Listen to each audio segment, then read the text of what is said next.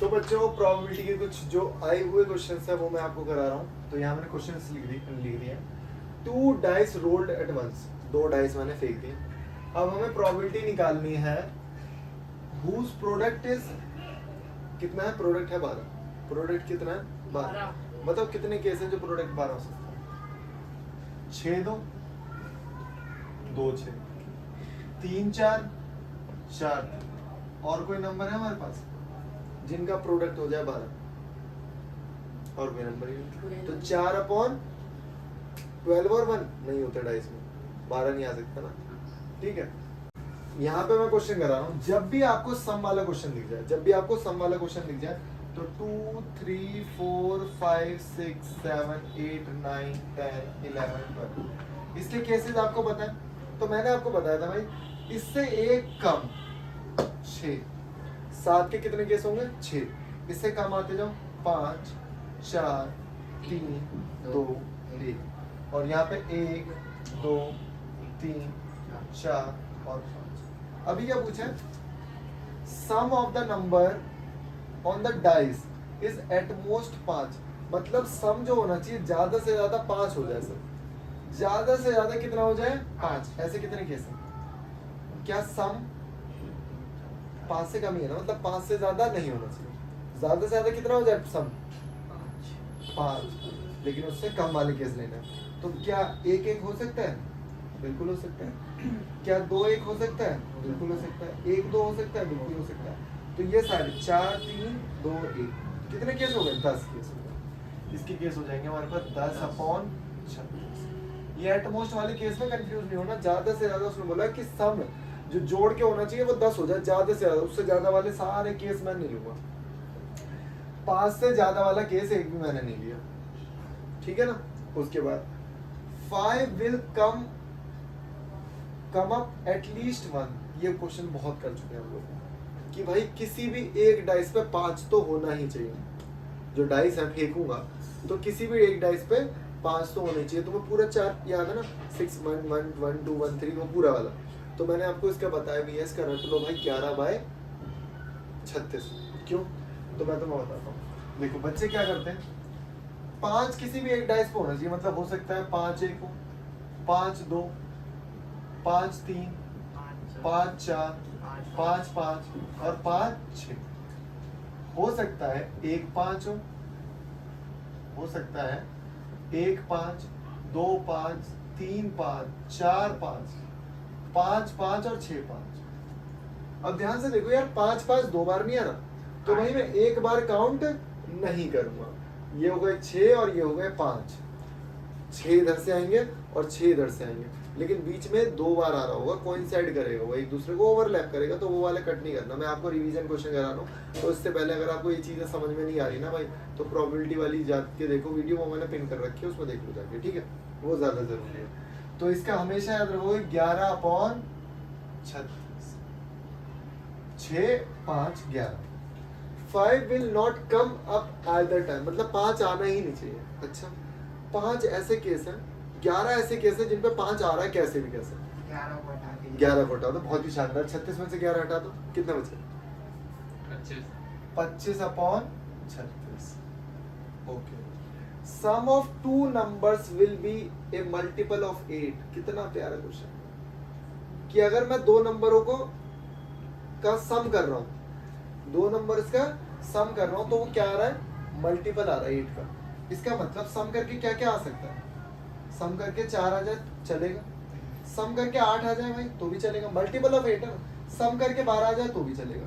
मैंने देखा 4 के 3 केस हैं, 8 के 5 केस हैं और 12 का 1 केस है। तो कितने केस हो गए, 9 केस हो गए। तो इसकी प्रोबेबिलिटी हो जाएगी 9/36, जो कि होती है 1/4।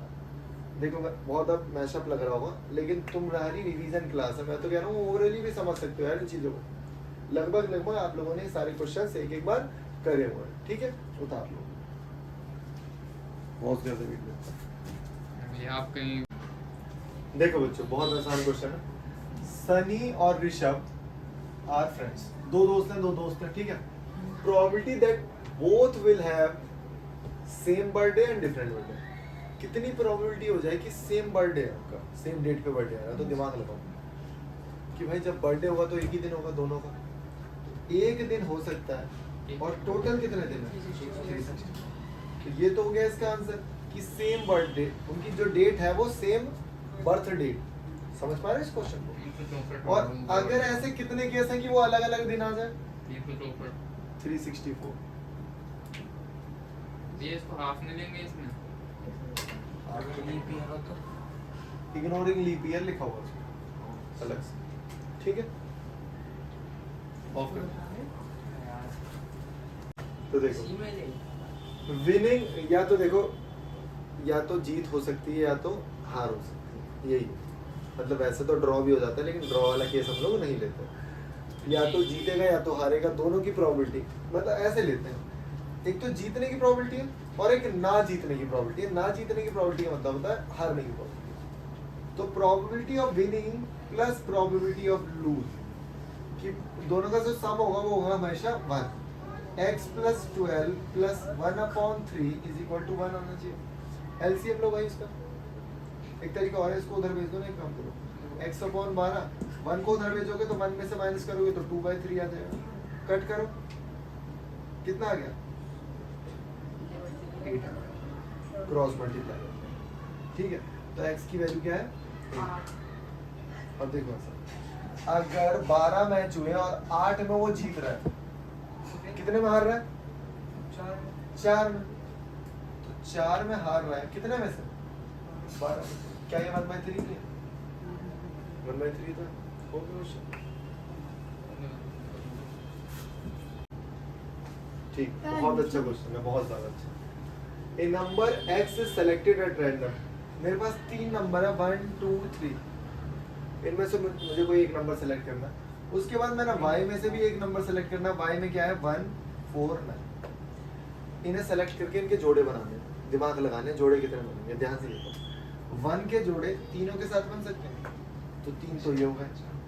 कितना रिलेशन पढ़ा रहे हो? 2 के जोड़े 3 के साथ और 3 के जोड़े फिर 3 के साथ, तो इसका मतलब टोटल केस कितने बनेंगे 9 बनेंगे। बोला है कि प्रोडक्ट ना कितना होना चाहिए 9 से कम होना चाहिए। प्रोडक्ट 9 से कम होना चाहिए। अच्छा ठीक है भाई, तो वैसे तो देखो एक तरीका है, या तो आप 9 से ज्यादा वाले प्रोडक्ट निकाल लो फिर उनको माइनस कर दो, या तो आप 9 से कम वाले निकाल दो। क्या 1 1 का प्रोडक्ट 9 से कम है? क्या 1 4 का प्रोडक्ट 9 से कम है? 1 9 का नहीं है। क्या 2 1 का कम है 9 से? क्या 2 4 का 9 से कम है? कम। क्या 3 1 का 9 से कम है? और कोई बैठ रहा है? 9 से कम वाले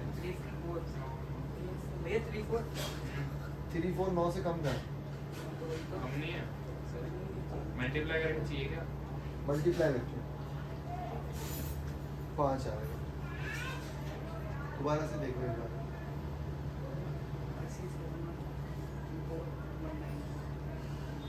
इसी को भैया उल्टा करके लिख दो दोबारा।